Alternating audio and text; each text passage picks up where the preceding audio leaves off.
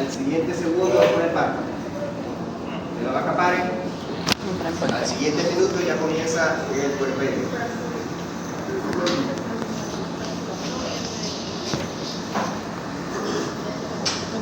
Parece que ayer tuve que hacer mecánica en el carro. Por eso que si contamos desde el minuto, después que termina, después que pasa el parto, el minuto después, vamos a ver que eso entonces incluye la expulsión de la placenta, la involución uterina, o sea, el minuto en adelante, ¿no? El inicio de la cisticidad, y es donde, por lo tanto, puede ocurrir la mayor cantidad de problemas reproductivos, y tenemos que tener especial cuidado porque ese periodo puerperio nos va a garantizar que la vaca cumpla su ciclo productivo de forma normal.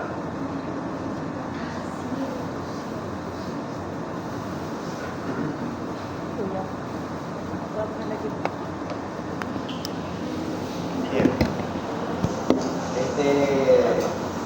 El puerperio. En el puerperio es donde el veterinario más trabaja. O sea, la mayor frecuencia de casos en la que el veterinario tiene que intervenir van a ocurrir en ese periodo de puerperio. En el caso de las vacas, pues estamos hablando de la vaca. En el caso de la vaca, cuando se interviene, como vimos en la clase pasada, se interviene en el parto, es muy probable que durante el puerperio tendremos complicaciones. Entonces, no solamente es intervenir en el parto, sino ya tener la conciencia de que voy a tener que seguir tratando esa vaca porque seguramente en el puerperio voy a tener complicaciones. Entonces, para evitar complicaciones tanto en el parto como en el puerperio, lo mejor es prevenir. Entonces, siempre van a ocurrir, pero si yo hago con la intención de prevenir, es probable que se minimicen los casos. Entonces, una de las formas de minimizar los casos obviamente es menos trabajo por ustedes, pero lo que tenemos que garantizar es que el ganadero tenga menos problemas. Entonces, una de las formas de garantizar que el puerperio, que en el parto y en el puerperio no haya problemas, es garantizar un periodo seco adecuado, un periodo secado. Ustedes saben, la vaca va a dar su lactancia, inicia con el parto. Entonces, esta lactancia va a durar alrededor de unos 9 o 10 meses, que es más o menos lo normal que dura la lactancia de una vaca. Hay vacas que duran más, hay vacas que duran menos, dependiendo de la raza.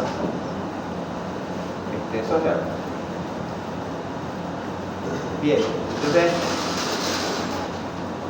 se supone que la vaca debería después del parto, después de la lactancia, entrar a un periodo de descanso donde va a ocurrir la involución del tejido mamario. Esto quiere decir que la glándula mamaria, cuando termina la lactancia, debe involucionar completamente, se regresiona todo el tejido mamario y se crea un tejido mamario nuevo, que es el que va a funcionar para la siguiente lactancia. Entonces, este periodo de tiempo, ese periodo de construcción de la glándula mamaria dura alrededor de 2 a 3 semanas. Luego tenemos que cuando la glándula mamaria ya está formada, esos alvéolos mamarios tienen que empezar a activarse en un proceso que se llama lactogénesis. La lactogénesis dura alrededor de unas 2 a 3 semanas, que es la maduración y inicio de la función de esos alvéolos mamarios. Bien, y resulta que en esa lactogénesis también se forma el calostro. O sea que también no solamente estamos garantizando que se forme una buena glándula mamaria, que esos alvéolos tengan un tiempo suficiente para madurar y funcionar, sino que vamos a garantizar un calostro de calidad para el becerro. Si el becerro no toma un calostro de calidad, es probable que se nos enferme y se nos muera la cría. Entonces también tenemos que tener que esa vaca tenga un buen descanso en ese periodo secado para tener un buen calostro. Y sobre todo, la glándula mamaria entonces se desarrolla bien, no va a tener problemas de mastitis, y este sistema inmune está activo porque está creando el calostro, entonces todo el sistema inmune de la vaca está activo. Entonces esa vaca tiene que estar tranquilita, sin que nadie la moleste, ¿verdad? Sin el estrés de la producción, y alrededor de 6 semanas. Se tiene que este periodo debe durar alrededor de 2 meses. Entonces es importante para la preparación, para que ese periodo de parto ocurra bien, o sea, el proceso de parto, y que no haya problemas en el puerperio, que la vaca tenga un buen periodo, un periodo de secado tranquilo. Aparte de eso, en este periodo de secado, la vaca va a recuperar la condición nutricional, ya no tiene el estrés de la producción de leche, tiene un exceso de nutrientes que puede ir almacenando, recuperando condición corporal. La vaca recupera condición corporal. Y lo otro es que en ese periodo alcanza el máximo crecimiento del feto también. Tenemos otro factor por el cual la vaca debe tener un periodo de secado. Como ven, todo está preparando a la vaca para que tenga un buen inicio de lactancia en producción de leche y en reproducción. Cuando la vaca no tiene un buen periodo de secado, que no tiene un buen potrero, con agua disponible, con buen pasto, sino que la vaca la tiran a rastrojo, no, la vaca seca no da leche, vamos a tirarla para rastrojo, y la tiran por allá para los peores potreros, más lejos, tienen el ganado seco para allá, que llaman ganado cotero, lo tiran para allá, lo que ellos llaman la montaña, ¿no? El ganado cotero está para allá, para la montaña. La montaña es un bosque que entre lo que hay por abajo hay un poquito de pasto y hay muchas leguminosas y tal, pero no hay suficiente pasto. Entonces, eso produce que las vacas secas no tengan una alimentación adecuada y trae como consecuencia Ramón, estos problemas, ¿no? Menos producción de leche, mayor cantidad de problemas metabólicos, mayor consumo corporal y problemas reproductivos.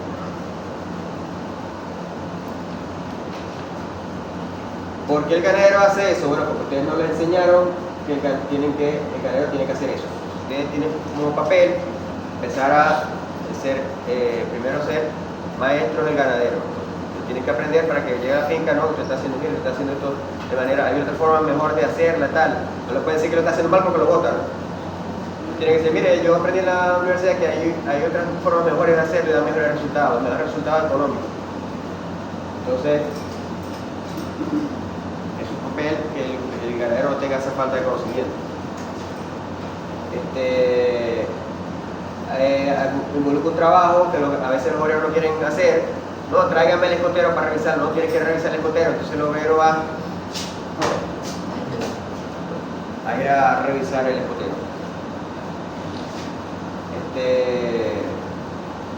Y bueno, es difícil medir si no se tiene el registro, el ganadero cree que lo está haciendo bien y va.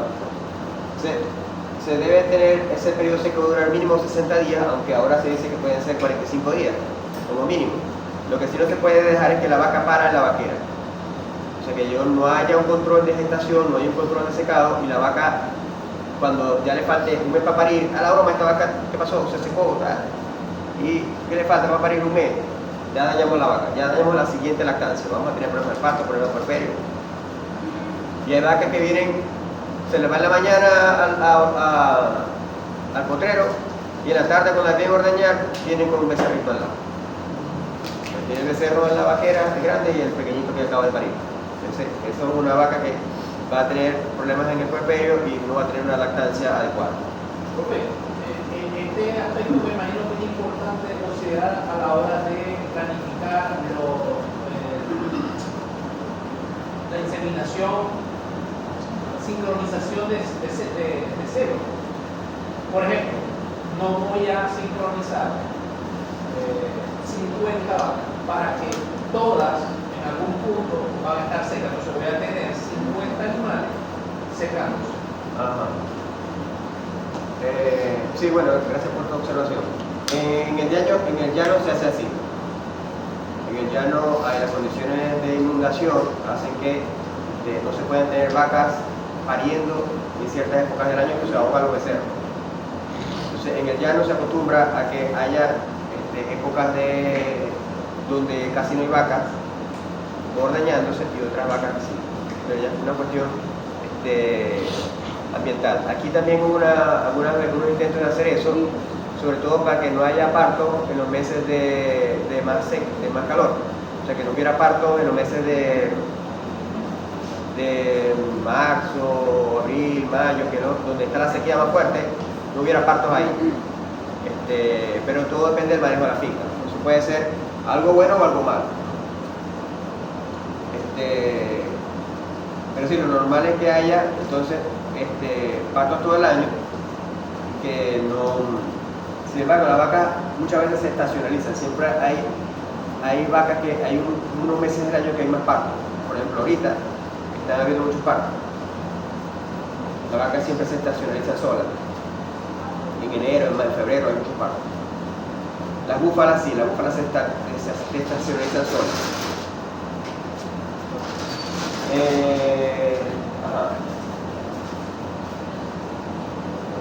Bueno, el periodo seco se puede dividir en dos periodos. Un periodo, como decir, un periodo largo y un periodo corto. O sea, los 60 días se dividen en dos periodos. El primer periodo corresponde a todo esto que acabamos de hablar. Un periodo de 3 semanas, que es el periodo de preparación para el parto. ¿Por qué se separa así? Porque la conducta de la vaca es diferente. Cuando se acercan las 3 semanas del parto, la vaca va poco a poco dejando de comer. La vaca siente una incomodidad, ve la vaca que está caminando, no come. Esto quiere decir que la vaca, ya estos 3 semanas después, las 3 semanas antes del parto, y más aún cuando se está acercando más el parto, la vaca no come nada. Entonces, la vaca no tiene un consumo de energía o de nutrientes en ese momento, y resulta que va a empezar a usar sus reservas corporales para mantenerse, ¿no? Inmediatamente al parto, y la siguiente semana del parto, las 2 semanas, va a seguir ese comportamiento. O sea, la vaca, hay un periodo más o menos de 3 semanas que la vaca no come muy poco, por primero la incomodidad antes del parto, y después por la presencia del becerro que le aumenta la habilidad, o sea, el comportamiento materno, y la vaca está pendiente de su becerro, no come. Poco a poco, la vaca después empieza a consumir. Eso quiere decir que un periodo de tiempo de alrededor de 3 semanas, la vaca va a depender mucho de sus reservas corporales. Entonces ustedes dirán, bueno, si eso es así, la vaca en el parto tiene que tener una buena producción corporal, porque si no, ¿de dónde va a sacar nutrientes para mantener el becerro con la producción de leche, para ella evolucionar el útero, para ella mantenerse sana, viviéndolo? Entonces tiene que tener una buena producción corporal. Y eso no es simplemente porque la vaca se vea bonita, porque no ve el tricotero y ve la vaca bonita. No, es que esa condición corporal es necesaria para que la vaca arranque la lactancia. Por eso es que se divide el periodo seco en dos periodos, y eso lo van a ver en la literatura, que les guste leer, lo van a encontrar por ahí. Bueno, eso ya lo están viendo ahí. ¿Esto qué es? Este es el parto. El parto, como ya se recuerdan de endocrinología, el parto lo inicia el feto. El feto lo inicia con esta descarga masiva de colesterol que se pasa a la placenta y se pasa a la circulación de la madre. Eso hace que este cortisol, la placenta, cambie de la síntesis de progesterona a síntesis de estrógeno. Eso es lo que se llama la inversión esteroidal. Y la placenta empieza a producir también la relaxina y la oxitocina, que van a entonces empezar a preparar el canal de parto. Bien, en el momento del parto entonces tenemos una alta elevación de estrógeno, que es muy importante para lo que vamos a hablar de esta clase, y los descargas de prolactina, que son las que van a producir la leche. Bueno, esto es lo que hablamos de la lactogénesis y la preparación de la glándula mamaria. La glándula mamaria está así, después que termina de formarse está así, sin vesículas de producción. ¿Cómo se sabe que la glándula mamaria está activa? Porque al hacer las células empiezan a tener vesículas en su interior. Lo que pasaba.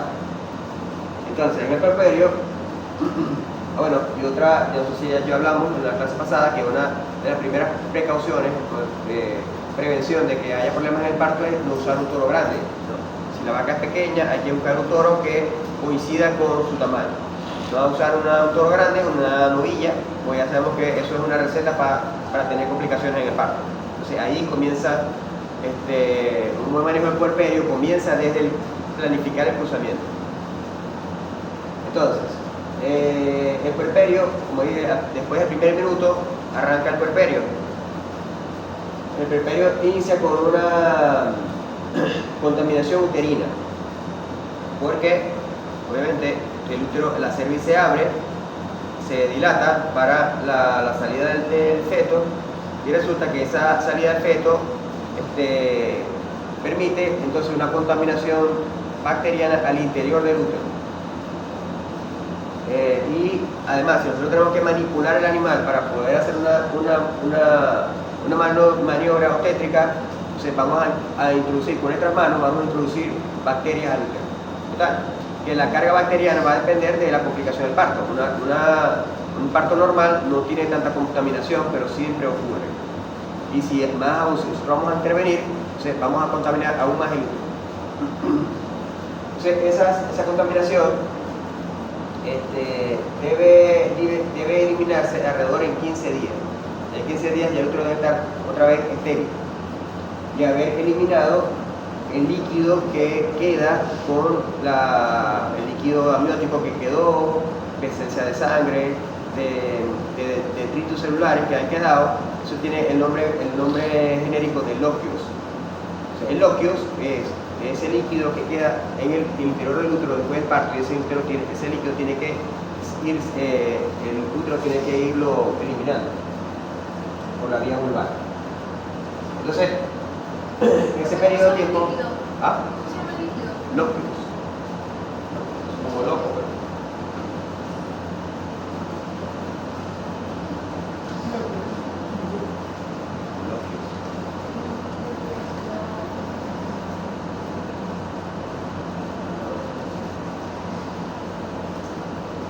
Bien, entonces una de las condiciones clave del puerperio es que el útero tiene que eliminar la infección. Y lo otro es que el útero, el eje costálamo hipófisis está bloqueado y eso tiene que reiniciarse. De esa manera la vaca va a reiniciar su actividad reproductiva después del parto.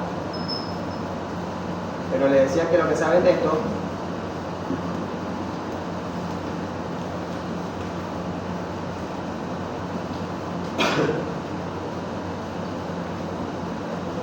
dividen el puerperio en 3 fases: el temprano, el intermedio y ya la resolución o el posovulatorio. Entonces, en el temprano, que es vamos a ver qué ocurre el proceso de involución uterina. Entonces, ese puerperio temprano, no lo van a leer ahí, pero yo ni lo leo aquí.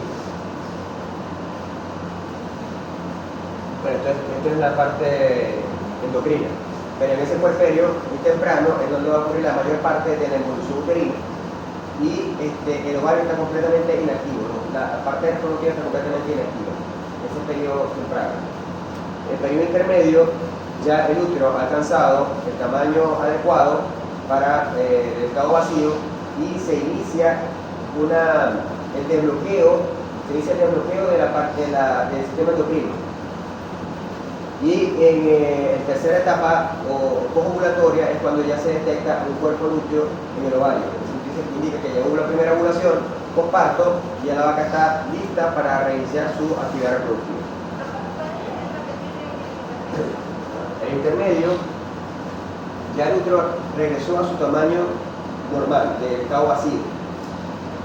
Y luego empezamos a detectar indicadores de que ya se está reactivando el eje hipotálamo hipofisigónado, ovario. ¿A través de qué? De la presencia de folículos.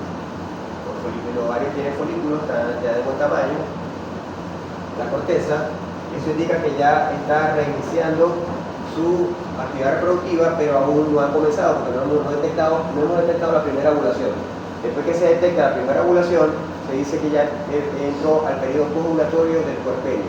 Ya lo que falta entonces es que la vaca sea servida para que inicie una nueva gestación. Eso se dio el profesor Juan Carlos. La palabra evolución, entonces, como ustedes ya saben, se refiere a la reducción del tamaño de un órgano, cualquier órgano que haya aumentado tamaño, cuando él vuelve a su tamaño original o normal, se llama involución. En el caso del útero hay una involución uterina, en el caso de la glándula mamaria hay una involución de la glándula mamaria, cualquier órgano que haya aumentado tamaño, regresar al tamaño original se refiere a lo que se refiere a la palabra involución.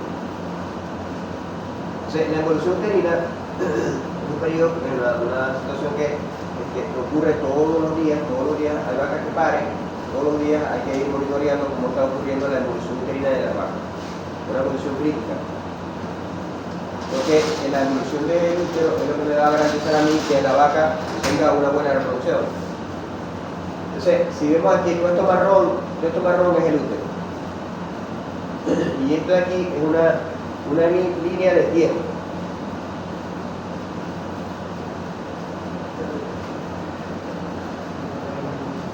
Entonces, ¿qué vemos aquí? Que el momento del parto, aquí es el parto.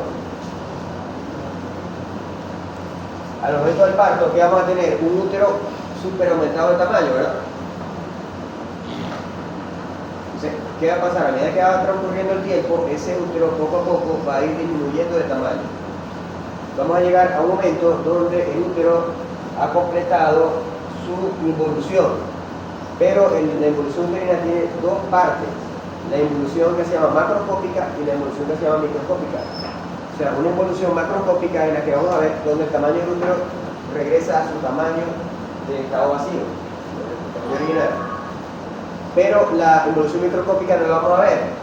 Pero se supone que el útero debe restablecer todo el epitelio del endometrio también a su estado vacío. Y eso se tarda más. Entonces vemos cómo la involución uterina se ha completado, en esta línea que está aquí, se ha completado tanto macroscópica como microscópicamente, pero ¿qué vemos aquí? Que ya ocurrió un ciclo. Entonces, la vaca puede entrar en un ciclo, puede presentar su primera ovulación, y resulta que aún el útero no ha terminado de completar su involución. ¿Usted cree que va a pasar? ¿Se va a quedar preñado? Entonces, es muy probable que el primer ciclo, cuando se hace el primer celo, ya en la primera ovulación del primer ciclo, ese celo tenga muy baja fertilidad. Entonces, hay ganaderos que más bien que la dejan pasar ese ciclo. Entonces, el primero no se insemina el primer ciclo. Claro, si está dentro del tiempo, ¿no? Aquí estamos hablando de alrededor de unos 30 días, 35 días. Entonces, el primer ciclo aparece el día 30, el día 29, 28, a veces el fuego humano, ¿no? Ya ahí en el primer ciclo sería puerperio.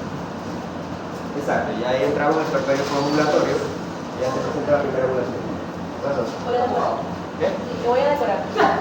¿Cómo decorar? A sacar el arroyo. ¿Ya te dijo ya? Sí, es que yo miraba con Otilio, lo que pasa es que el martes no viene. Ah, ya. Es cuando ya, si todo va bien, no debería haber ningún inconveniente en que la vaca quede gestante. Es muy importante que eso lo recuerden, ¿no? Que hay una involución macroscópica y hay una involución microscópica. Y que la involución microscópica se tarda un poco más que la macroscópica. Bien, entonces esta reducción del tamaño del útero va ocurriendo, como ven aquí, de forma progresiva, y un útero preñado, ya aquí obviamente está vacío ya, porque ya parió. Esa es una trampa que le ponen los ganaderos cuando lo quieren probar a ustedes para la palpación. Le ponen una vaca recién parida, le ponen una vaca que parió ayer o antier. Se van a encontrar un útero aumentado de tamaño. Entonces algunos se resbalan y no, está preñada. Entonces el ganadero no, fuera de aquí, no sabe, no pasa. Porque no van a encontrar los signos primarios. Todo lo que van a encontrar son signos secundarios. No hay signos primarios, solo los secundarios. Aumento de tamaño, después te encuentran líquido, después te encuentran unas carúnculas agrandadas que no son placentomas, son solo carúnculas. Pero por eso uno pregunta, ¿sabes? En el momento que va a pagar la décima, a la pregunta. Sí, pero cuando el heredero te va a probar, no te va a decir la verdad. O sea, no te puedes confiar tampoco de eso. Pero si el inseminador le caíste mal, te quiere probar también. Porque hay gente así que por delante te echa los palos y por atrás, ¡pam! ¿Qué me pasó? Ajá. Entonces, en ese momento, la reducción también se está expulsando detritus celular y bloque, como dijimos, esto más o menos en 15 días ya tiene que estar todo eso eliminado, y la renovación epitelial. ¿Cómo ocurre? Bueno, aquí está la reducción de tamaño del útero. Fíjense que la reducción de tamaño primero es muy rápida, o sea, inmediatamente, ¿no? Son días, 5 días ya el útero ha disminuido completamente su tamaño, pero después se pone un poquito más lenta y después se hace más lenta.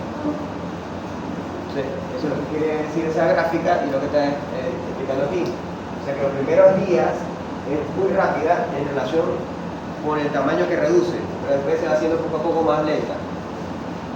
Y ya al día 20 a 20-25 ya uno no se da cuenta la reducción de tamaño, porque ya está reduciendo, ya está pequeño, y una reducción más no lo vas a detectar.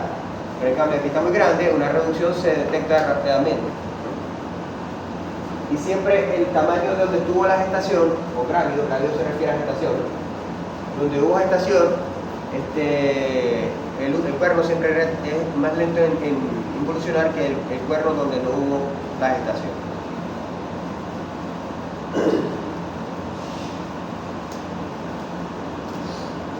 Factores que afectan la velocidad en la que el útero regresiona.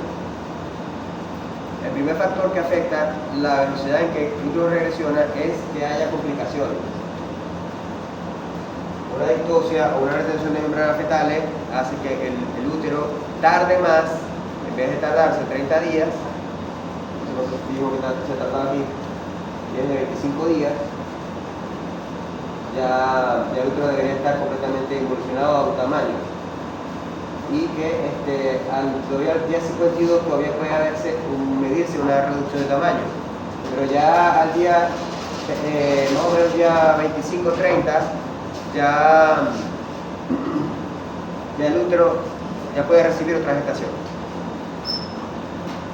Pero si encontramos que hubo distosia, retención de membranas fetales, esta es retención de membranas fetales, eso se va a retrasar. Entonces, en vez de ser 30, va por 45, 50 días y aún el útero no ha terminado de evolucionar. Otra cosa es la edad. Como ven aquí, las novillas o vacas de primer parto evolucionan más rápido que las vacas de varios partos. El estrés altera la evolución. Entonces, vacas que están en estrés porque tienen un estrés de calor o estrés nutricional, esas vacas tardan más en evolucionar. Y también una época fresca o abundancia de pasto hace que el útero evolucione más rápido. Y el amamantamiento favorece la evolución porque cada vez que hay un amamantamiento, cada vez que el becerro se pega, hay una descarga de oxitocina. Yo si los veía feos a ustedes hoy es que tengo los dientes sucios. ¿Qué pasó aquí que tengo los dientes feos? Entonces,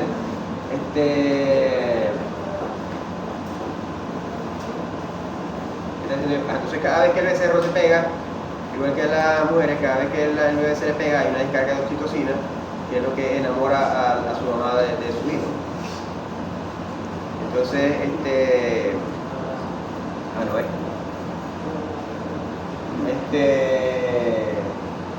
y eso también ayuda, lo acompaña a la evolución uterina. Bien, la placenta, como ustedes saben, en bovinos, la placenta está formada por el humano. En humanos hay la implantación y en cambio en los animales no hay. Yo le di eso, ¿no? Sí. Piensa que el embrión humano se mete, aquí está el epitelio uterino y el embrión humano se mete, mientras que el embrión de los animales no se mete, sino que queda en la superficie. Ajá. ¿No se va que punto ahí? Bueno, la placenta, como ustedes saben, está formada por las membranas fetales, que son el anatoides y el corio, el amnio, y el corio es el que forma la biopsinas coriónicas. eso tiene que salir completamente todo al exterior después del parto. El hecho de que no se separen las vellosidades coriónicas, no se separen de la carúncula, hace lo que se llama entonces la retención de membrana fetal. Y eso provoca que como igual ya hablamos de la contaminación bacteriana, ¿verdad? Esa contaminación bacteriana empieza a digerir todo este tejido que ya está muerto porque no hay la circulación. Entonces empieza a digerir esos tejidos y se forma una sopa ahí de placenta que huele muy feo. Entonces es lo que se llama la retención de membrana fecal. Bueno, aquí está del día 1 al día 6. Como el día 1 más o menos tiene 9 kilos, el útero vacío pesa 9 kilos. Y aquí va bajando como hasta 5 kilos. Útero día 6, siempre el cuerno donde estuvo la gestación va a ser más grande. Esto es 48 horas con parto. El tamaño de la carúncula. Fíjense cómo, esto es para lo que está demostrando es la renovación epitelial. Todo lo que creció de la carúncula, y aquí se fue el placentoma, esto es solamente la carúncula. Como ven la carúncula, todo ese crecimiento que tuvo la carúncula tiene que desprenderse para quedar de nuevo plana y pequeña. Y esto ocurre más o menos 25 días por parto, que es cuando la carúncula está completamente restablecida. Entonces, esto es solo la carúncula. ¿Recuerdan lo que es una carúncula? Uno abre un útero y se ve la pura bolita así, como si fuera aquí están las carúnculas. 3 kilos, de 6 a 10 días ya el útero ha llegado a 3 kilos. Y estas bolitas que están aquí, todas estas bolitas son las carúnculas, que esto es lo que se tiene que renovar. ¿Se ven ahí? Ya el que no las vio, ¿sí ven las carúnculas? Esto es parte del endometrio. Entonces esto es lo que ustedes pueden palpar y decir, no, está preñada. Esto es un placentoma, no, eso no es un placentoma, eso es una carúncula que está crecida. Y a ustedes lo rasparon. Entonces vemos ya el 15 días por parto, como ya está bastante disminuido el tamaño, siempre se presenta la simetría del cuerno que estaba gestante. Entonces, no tiene simetría, está preñada, raspado. Ya aquí vemos entonces 30 días por parto, ya vemos las carúnculas completamente lisitas, sin colores, o sea, del mismo tono del endometrio, que eso quiere decir que ya estas carúnculas están completamente restablecidas y ya pueden entonces formar de nuevo otra placenta. Aproximadamente 1 kilo pesa un útero, ya a los 30 días por parto ya vacío. Otro útero de evolución completa. Otra cosa muy evidente es el tamaño de la cervix. El tamaño de la cervix, cuando la vaca está recién parida, es grandísima la cervix, como este tamaño. Entonces, a veces el principiante va y se encuentra con esa cervixota así grandota y dice, no, ¿esto qué pasó aquí? Entonces, la cervix también va a ir acompañando al útero en su reducción de tamaño hasta llegar más o menos, nunca va a llegar al tamaño de novilla. Porque el tamaño de novilla, la cervix del grosor así del pulgar, nunca va a llegar de nuevo ese tamaño. Pero si entonces llega al tamaño de vaca, que es lo que nosotros vamos a ver. En otras especies ocurre también la involución uterina, la oveja 25 días, la cerda los 28 días, en la perra 4 semanas y en la yegua 7 días. En la yegua, después que pare, a los 5 o 6 días ya la yegua está en celo otra vez. Entonces, la evolución uterina de la yegua ocurre rapidísimo. Y también, o sea, eso es debido a que la yegua, o en parte debido a que la yegua no tiene la gestación en los cuernos. Los cuernos de la yegua son pequeños, tiene la gestación en el cuerpo. Entonces, la yegua después del parto, inmediatamente el cuerpo regresó a su tamaño y a los 7 días ya la yegua está en celo. Entonces la yegua empieza a producir estrógenos porque el celo salen en la leche, el potro se toma el estrógeno y le da diarrea. Entonces, eso se llama la diarrea del celo. Pero la diarrea del seno le da al potro porque se está tomando estrógenos en la leche. Porque la madre está en seno. Ok.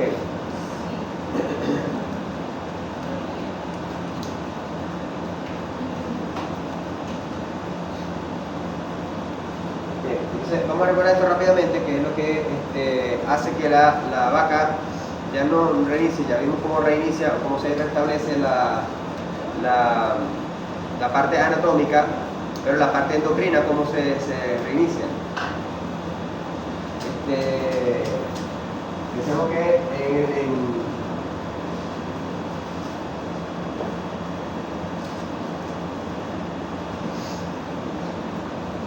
para que ya lo saben suficiente, pero tenemos que repasarlo.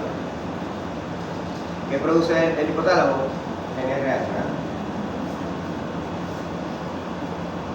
Y cuando llega a la hipófisis, ¿qué produce? FSH.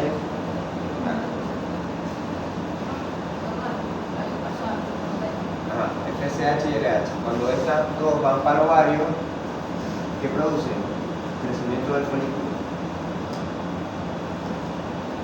¿Ya? Este folículo, ¿qué hace? ¿Qué produce? Estrógeno. ¿Sí?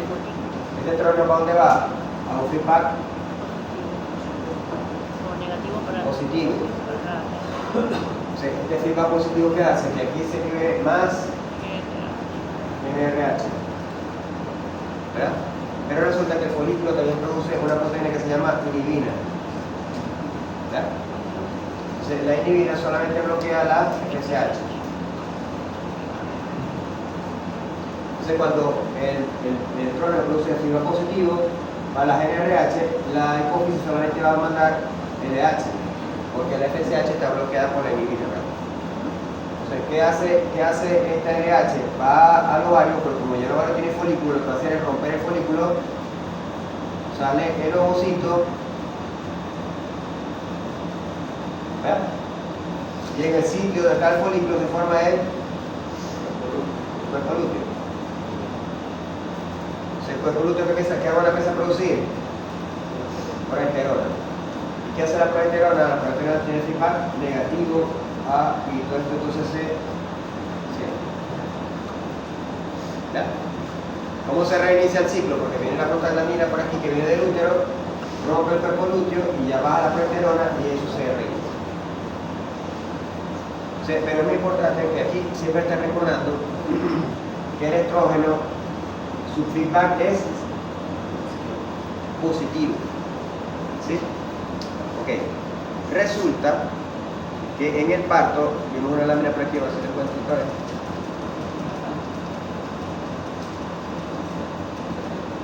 En el parto habíamos dicho que esta verde azul es ¿qué? Estrógeno.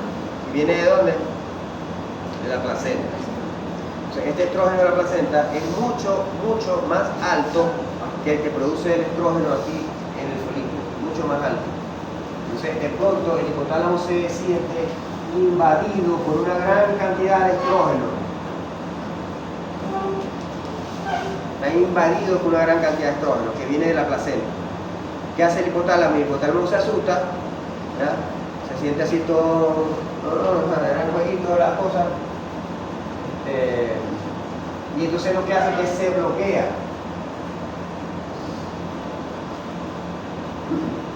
Entonces, cuando el folículo viene, le mande mira, yo necesito, aquí tengo un estrógeno para usted.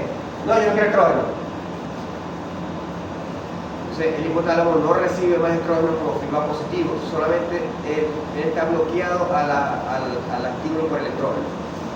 Entonces, ¿qué pasa en ese momento? Después del parto,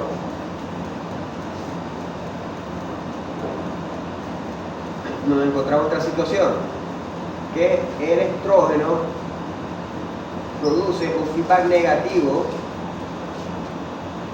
al hipotálamo. ¿Por qué? Porque el hipotálamo se sintió agobiado de tanto estrógeno y se hizo lo que se llama se hizo refractario, ¿verdad? Como los carajitos que le pegan grito en esa vida. ¿Has visto? La mamá pegando el grito al carajito y el carajito se sube, se baja, no sé qué. Y Ignacio Daniel, bájate. Entonces, y el carajito no hace caso. ¿Por qué? Porque es refractario a los gritos. Le han pegado tantos gritos en su casa que ya en cualquier parte no va a hacer caso porque es refractario a los gritos. Entonces, igual el hipotálamo es refractario al estrógeno. Entonces, el hipotálamo, y si no hay NRH, ¿qué creen que va a pasar en el ovario? ¿Va a haber crecimiento folicular? No, entonces en ese periodo temprano, después del parto, vamos a encontrar un ovario con apenas crecimiento folicular, unos pequeños folículos, a veces que no hay ni uno. Y ese es producto de que el hipotálamo no le está mandando nada de GnRH a la hipófisis, porque está bloqueado. ¿Qué tiene que ocurrir? Tiene que ir progresivamente el hipotálamo perdiendo esa refractariedad. Él va perdiendo la refractariedad hasta que de nuevo toma su papel de que el estrógeno es feedback positivo. En ese momento que el estrógeno ahora de nuevo es feedback positivo, él va a regular la descarga de GnRH y es cuando él va a tener un folículo suficientemente grande para provocar la primera ovulación. Pero el hipotálamo tiene que ir perdiendo esa refractariedad. Y esto que tarda. ¿Cuánto tarda esto? Depende si las condiciones normales, porque ¿qué hace el hipotálamo? Bueno, yo voy a aprovechar que yo estoy bloqueado y no voy a reproducirme hasta que me den comida. Entonces el hipotálamo detecta el nivel energético de la vaca a través de la condición corporal y hasta que la condición del corporal de la vaca no empieza a restablecerse, el hipotálamo no reinicia de nuevo esta actividad. Él aprovecha eso. Entonces normalmente si la vaca no tiene una condición nutricional inadecuada, o sea que la vaca está comiendo normal, todos sus requerimientos, ¿verdad? Porque ustedes vieron en reproducción, en nutrición, entonces la vaca debería estar entrando a este periodo de restablecimiento del hipotálamo alrededor del día 21 o 25. Si la vaca no tiene problemas nutricionales. Pero si la vaca tiene problemas nutricionales, un balance energético negativo, que también lo vieron en nutrición, ¿verdad? Si la vaca va a alargar, esto no lo va a presentar, sino que lo va a alargar. Entonces vamos a ver. Pero ya expliqué esto porque para no explicarlo más tarde que vamos a seguir la clase con eso. Ok. Entonces, ¿qué otras cosas pueden ocurrir en el puerperio que nos hagan intervenir como médicos veterinarios?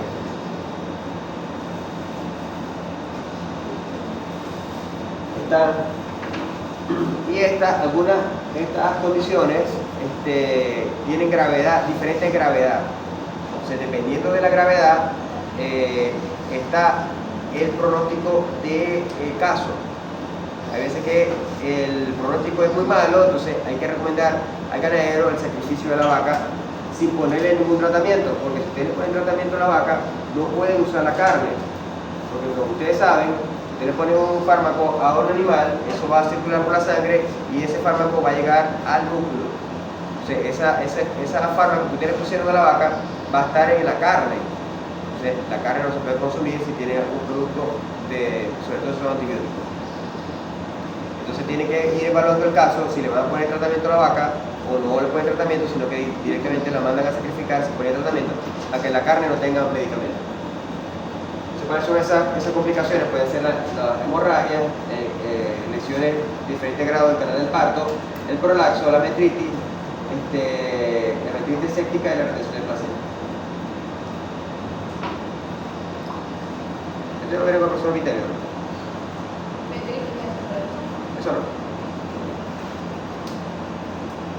Y en la hemorragia del parto, posparto, hay una especie que son normales.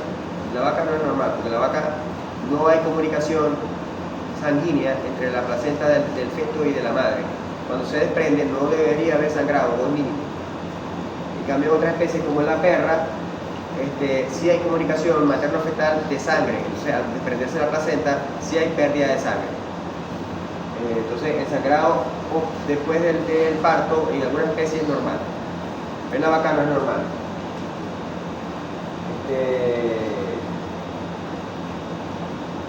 Si hay, en el caso de las vacas, es producto de que hubo una manipulación, un desprendimiento muy precoz o muy previo de la placenta y hubo una ruptura del placentón, de la carúncula. Ahí se provoca una hemorragia. dependiendo de las carúnculas que se rompan, puede ser mortal. A veces el becerro, por ejemplo, puede sacar, está tan mal acomodado que se lleva la pared uterina cuando lo están sacando y se trae la arteria uterina, se la rompe. Ahí ya la vaca no la cuenta. Ahora aquí viene este caso, aquí ven cómo esto es sangre y es ruptura de la arteria uterina. Si hay una ruptura de la arteria uterina, ya esa arteria uterina es muy grande, no hay forma de que haya una hemorragia, entonces ahí la vaca se va a ir a desagrar.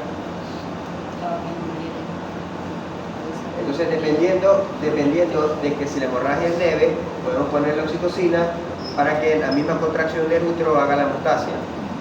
Pero si es una hemorragia de una arteria muy grande, no la vamos a poder parar. O a menos que operemos, pero aquí va a operar una vaca. Las lesiones del canal del parto son daños que se pueden producir al perineo o a la vulva. De esto ustedes pueden leer con bastante más descripción en el libro de Arthur, que es el libro que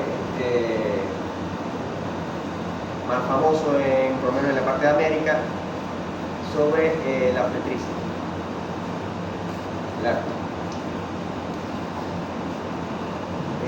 La ruptura perineal es cuando se une la entrada del ano con la vulva, ¿no? En las mujeres le hacen eso, se llama episiotomía. Se corta para que haya más canal de parto, más apertura de la vulva, de la abertura vulvar. La mujer tiene que andar por ahí caminando por ahí con los puntos, ¿verdad?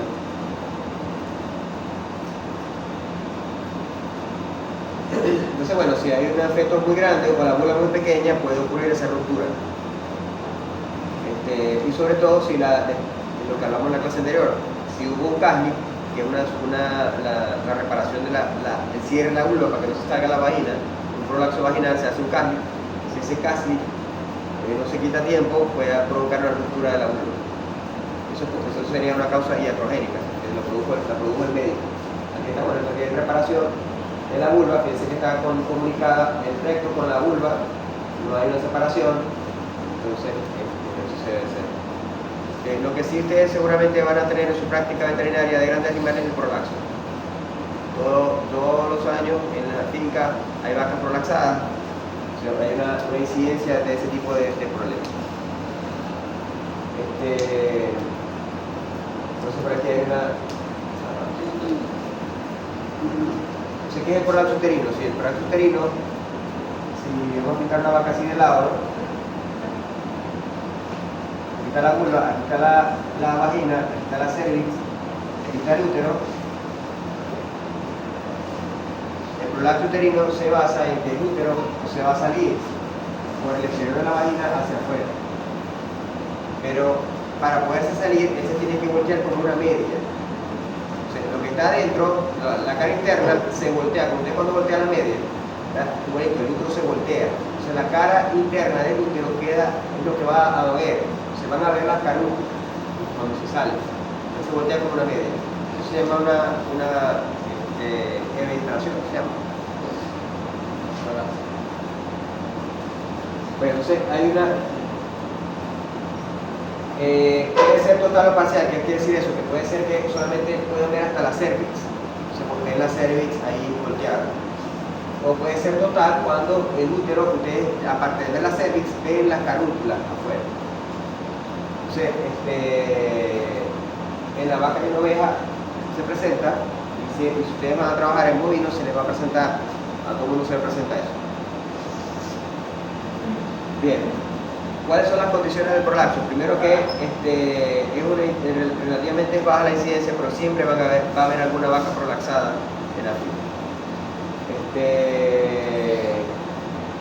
Incrementa con el número de partos, quiere decir que es más frecuente en vacas más viejas. Obviamente el número de partos ha relajado el ligamento ancho y se ha vuelto viejo.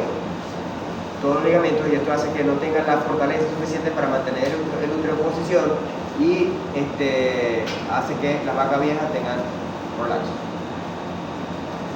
Ocurre normalmente ocurre a pocas horas del parto y es producto de la incomodidad que tiene la vaca de tener un contenido ahí y la vaca está pujando, o sea, contrayendo la prensa abdominal, puja, hasta el final que termina expulsando el útero. Y si nosotros hemos participado, hemos relajado aún más la pared uterina, es probable que después de una intervención obstétrica ocurra un prolapso. Entonces, partos distóxicos prolongados aumenta la frecuencia o la predisposición a que haya prolapso. La inercia uterina. La palabra inercia se refiere a que no se mueve, ¿sí? Entonces, esa inercia uterina se debe a que está asociada a deficiencia de fibra, porque los animales, los rumiantes, están acostumbrados, su naturaleza está evolucionada para comer pasto, no para comer ese poco de cosas que le da el hombre. Entonces, a veces el hombre formula mal y le da deficiencia de fibra, que es lo que más debería comer la vaca, fibra, que son rumiantes. Entonces, esa deficiencia de fibra hace que se relaje los ligamentos. Entonces, es por eso que las vacas que están en esta ovulación, aquí esa predisposición no la vamos a tener aquí, porque la vaca igual tanto es un potrero. Pero si ustedes se van a otro país y van a trabajar en una finca lechera donde todas las vacas están todo el tiempo estabuladas, es más frecuente el prolapso, porque las vacas consumen alimentos preparados, no consumen pasto. Entonces, esa formulación debería estar bien formulada para contener una adecuada cantidad de fibra. ¿Cuál es el problema de la fibra? Que ocupa espacio. Entonces, le tienen que dar fibra a la vaca y le tienen que dar menos alimento porque el rumen ya está ocupado. Entonces, ellos tratan de minimizar la cantidad de fibra. Hay vacas donde esa mínima cantidad de fibra son más predisponentes a que se le haya una relajación del ligamento y por lo tanto esas vacas producen prolapso. Y no solamente prolapso, se le puede voltear el abomazo. Se le voltea el abomazo. Entonces, eso se debe a la falta de consumo de fibra en el alimento. Entonces, aquí ese problema no ocurre porque las vacas están todo el tiempo en pastoreo. Pero en otros países, o aquí en Venezuela también hay fincas donde las vacas están todo el tiempo estabuladas, puede presentarse el caso de que haya una inercia uterina por disminución de fibra. Y la deficiencia de minerales, selenio, fósforo, calcio, zinc. ¿Cuándo le vamos a dar estos minerales a la vaca? ¿Cuándo se lo vamos a dar? ¿Ah? Antes del parto. ¿Cómo se llama eso? Periodo de secado. Entonces, durante el periodo de secado tenemos que garantizar un suplemento adecuado de minerales a las vacas. Tiene que tener su canoita ahí con sal, minerales, melaza, para que la vaca esté todo el tiempo ahí con bloques nutricionales, para que la vaca esté todo el tiempo ahí comiendo minerales y no sea la causa, la deficiencia de minerales, la presencia de prolapso.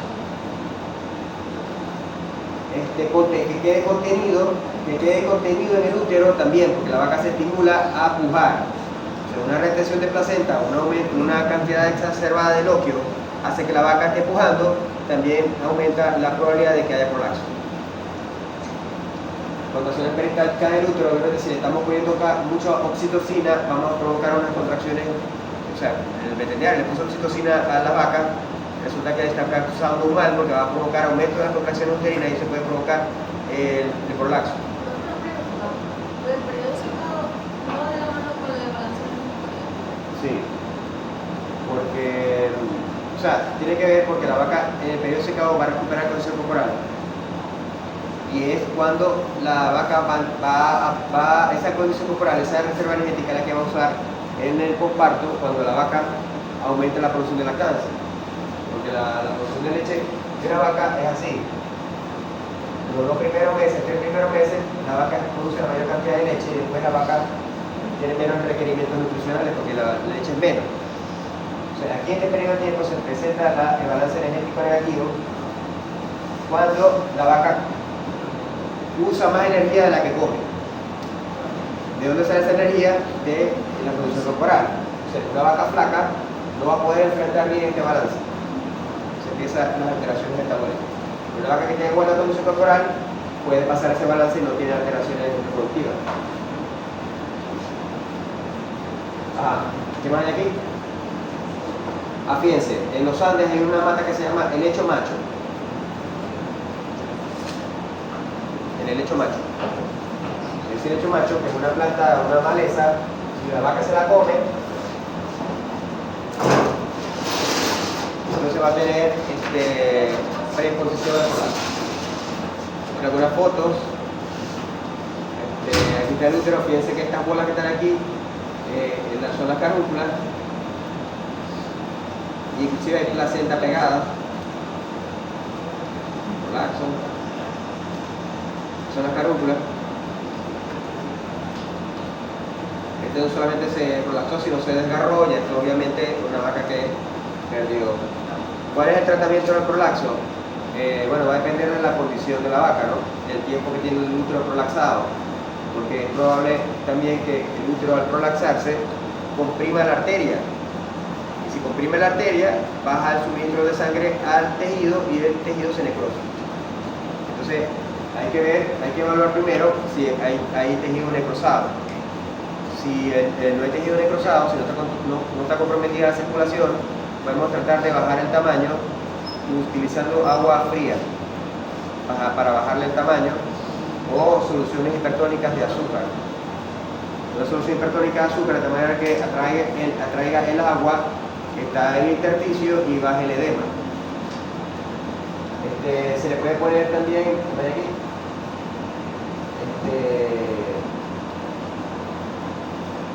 aquí hay gluconato de calcio para estimular las contracciones uterinas.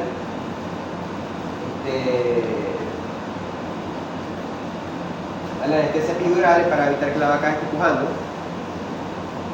y tratar de introducir de nuevo, igual volteándolo como una media, no metiéndola ahí, sino que ir tratando de que el útero se vuelva a voltear, y metiéndolo poco a poco para que el útero se vuelva a voltear a su posición normal, y después podemos hacer una sutura de la muña. Pero uno de los problemas que tiene el prolaxo es que es muy es reincidente. O sea, la vaca que tuvo prolaxo es muy probable que el siguiente parto también tenga prolaxo. Entonces, si se logró solucionar el prolaxo, lo mejor es no servir más la vaca y mandarla a eliminar. Después que termine la lactancia, mandarla a eliminar. La oxitocina es controversial porque si estamos diciendo que la contracción uterina es la que va a provocar el prolaxo, ¿para que le vamos a poner más oxitocina?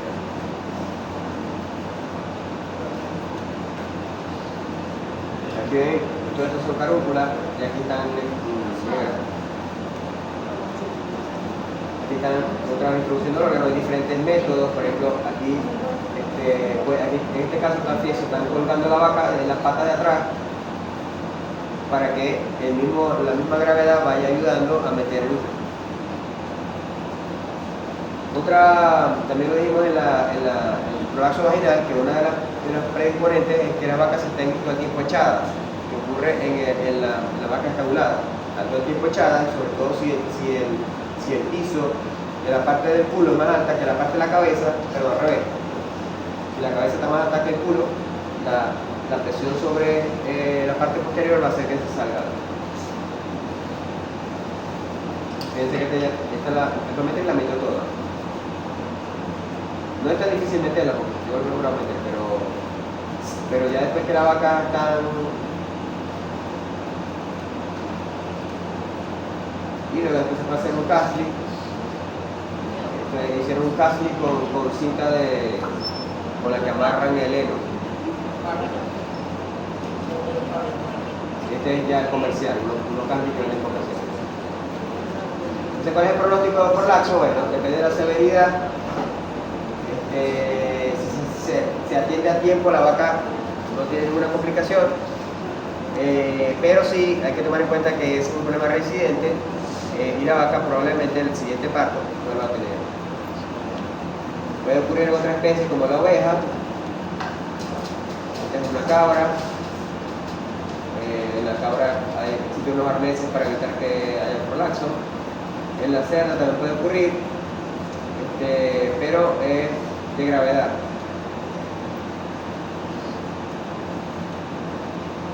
la perra y en la gata puede ocurrir, y uno entonces lo que puede hacer es aprovechar que el útero está ahí y hacerle una histerectomía externa.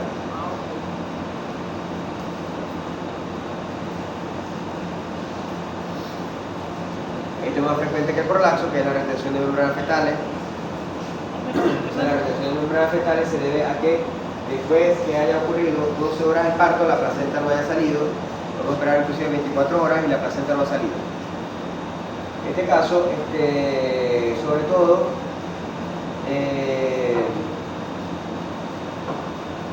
la etiología o la causa es multifactorial, pero la retención de placenta se debe a que no hubo un desprendimiento, porque esos son las vellosidades coriónicas. Las vellosidades coriónicas son como unos dedos, por eso se llaman vellosidades.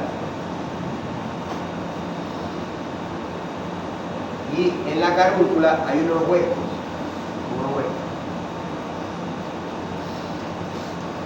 Entonces, cada vellosidad se introduce en su huequito.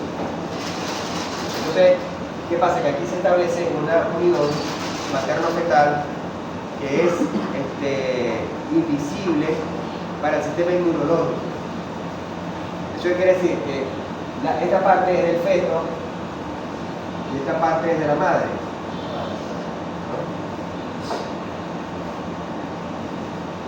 Pero el feto no es la madre, genéticamente, ¿verdad? El feto es mitad madre y mitad padre. Genéticamente no es la misma genética que la madre. Por lo tanto, el sistema o el complejo mayor de histocompatibilidad, lo dieron en inmunología, ¿verdad? El CMH.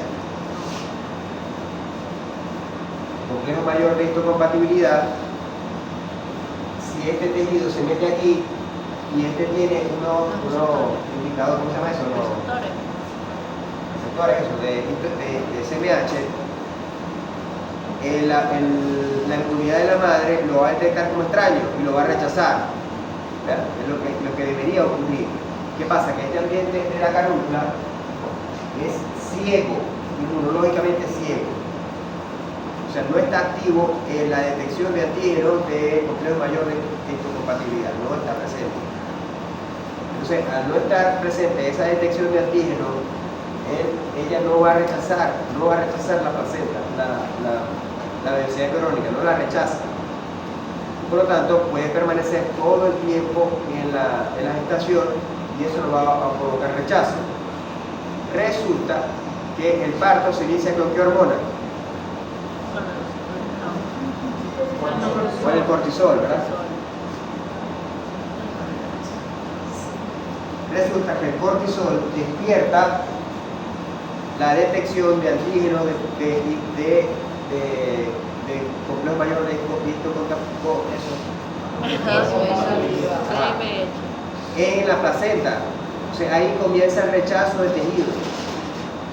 O sea, cuando comienza el rechazo del tejido, esta vellosidad se empieza a degradar y esto se empieza a separar. O sea, cuando ocurre el parto, esta placenta ya está bastante degradado en la vellosidad coriónica y la vellosidad coriónica se desprende de la vellosidad y sale. ¿Sí? ¿Qué pasa? Si hay un proceso inflamatorio, el proceso inflamatorio abarca el intersticio que está alrededor de la carúncula y esto aumenta la presión de la carúncula como presionando la vellosidad y no la deja salir. Entonces, si hay un proceso inflamatorio en la carúncula, como por ejemplo con una brucelosis, si hay un proceso inflamatorio en la carúncula, la vellosidad crónica no se desprende, no sale. La única forma que salga es que quede el pedacito de placenta aquí y se rompa y salga la placenta con el pedacito de ese rompe. Entonces, ¿qué es lo que hacemos nosotros cuando vamos y jalamos la placenta? ¿Verdad? Estamos haciendo que esto se rompa y se salga. Pero hay muchos que están tan fijados que no lo van a romper. Entonces, si nosotros hacemos una tracción, lo que vamos a romper toda la carúncula, nos traemos la carúncula. Obviamente se produce una hemorragia. Entonces, ¿cuál es la patogenia de que haya una retención de placenta? Que la carúncula no se desprende de la vellosidad coriónica, el cotiledón no se desprende de la carúncula porque hay un proceso inflamatorio en la carúncula. y evita que haya un desprendimiento de la velocidad biológica. Y por tanto, la carúncula no deja amarrada ahí la membrana fetal, no la deja salir. O sea, esto es invadido por bacterias, todo esto al final es digerido por las enzimas bacterianas y eso al final sale, pero ya es por digestión bacteriana. Pero esa digestión bacteriana produce metabolitos bacterianos que dan un olor característico. Es una forma de diagnosticar o de saber que hay una vaca con retención de placenta caminando entre las vacas que nos dé el olorcito ese. Porque hay tres olores, hay tres enfermedades que se detectan por olores. El parvovirus, la miasis y la retención de placenta. Son tres olores que son...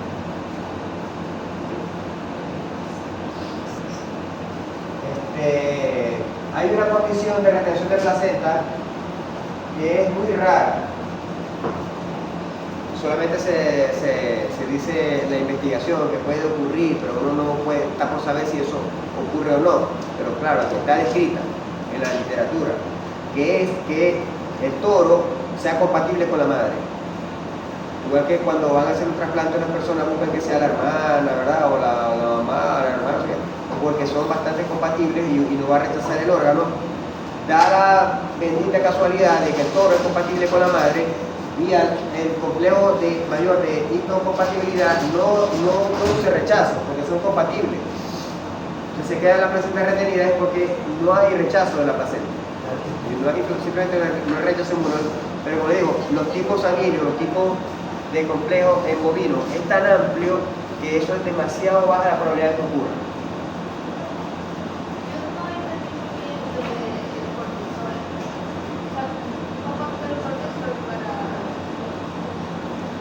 No sé, tendría que preguntar al profesor Ana, pero el cortisol es el que produce, se despierta, se vaya despertando el complejo mayor, la detección de los antígenos de mayor de histocompatibilidad, el inicio del parto. Y ahí es que la placenta empieza a ser rechazada. Lo activa la detección. Activa el sistema inmune, no será que lo Sí, activa. en la carúncula, porque es que la carúncula no detecta el complejo mayor de histocompatibilidad y no rechaza el tejido fetal que se está metiendo dentro de la madre, ¿no? Porque es como si estuviera haciendo un trasplante de tejido dentro de otro. Entonces, si ustedes se implantan algo dentro de la piel y tiene un antígeno, directamente el sistema inmunológico va a rechazar eso. ¿La gente qué? Okay.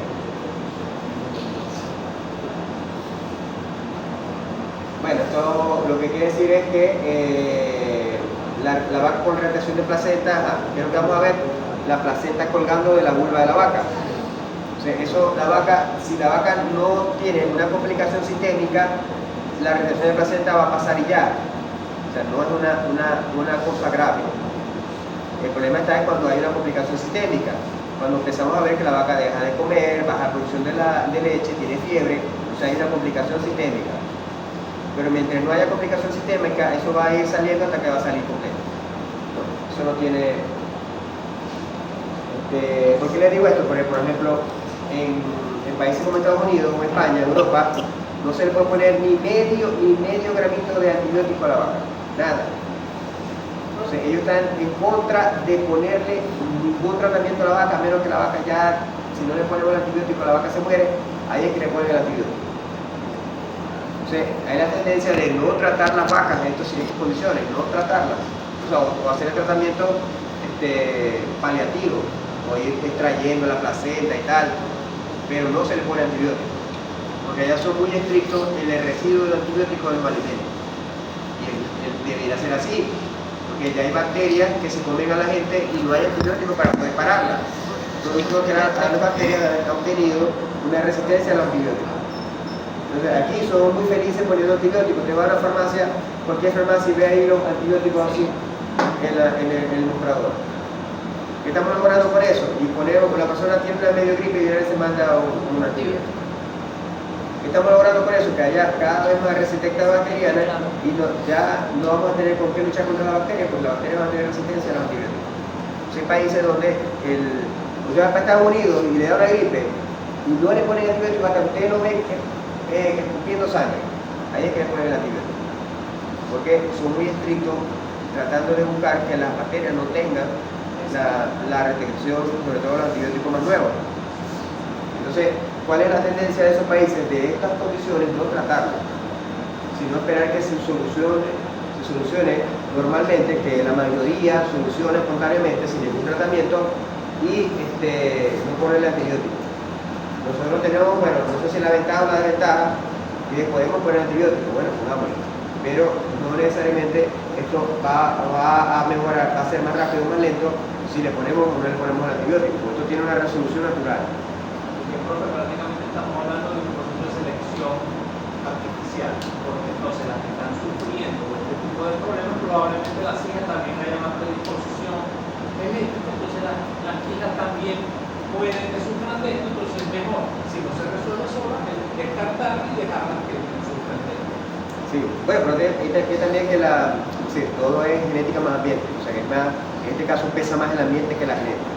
Una condición, un prolapso uterino, podemos decir, bueno, si la vaca estuvo mal secado, no tuvo una suplementación mineral, la vaca no comió bien, no tuvo la vaca tiene mala condición corporal, todo eso afectó la tonicidad uterina y hizo que tuviera prolapso.